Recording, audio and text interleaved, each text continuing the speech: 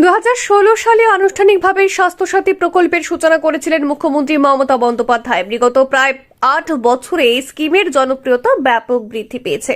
কিন্তু এবার চালু হলো কড়া নিয়ম। হাসপাতালে গিয়ে বিপদে পড়ার আগে জেনে নিন নিয়ম সম্পর্কে।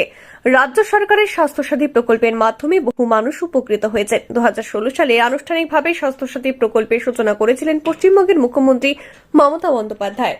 বিগত প্রায় 8 বছরে এই স্কিমের জনপ্রিয়তা ব্যাপক বৃদ্ধি পেয়েছে, কিন্তু এবার চালু হলো কড়া নিয়ম। হাসপাতালে গিয়ে বিপদে পড়ার আগে জেনে নিন সব নিয়ম।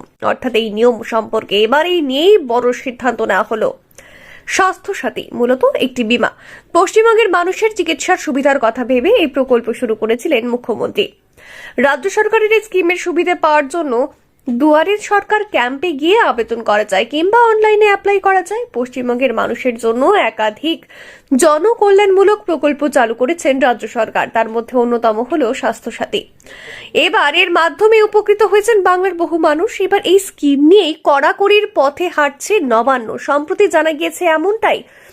স্বাস্থ্যসাথীর আওতায় রাজ্য কি কি চিকিৎসা সুবিধা প্রদান করে, বেসরকারি হাসপাতালগুলিতে কি কি চিকিৎসা সুবিধা মেলে।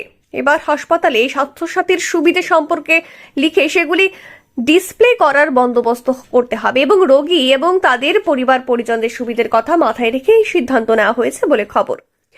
একটি সর্বভারতীয় সংবাদের প্রতিবেদন অনুযায়ী বেসরকারি হাসপাতালে চিকিৎসা করাতে আসা রোগীদের পরিবার পরিজনদের যাতে চোখে পড়ে এমন জায়গায় ডিসপ্লে করে এই বোর্ড লাগাতে হবে।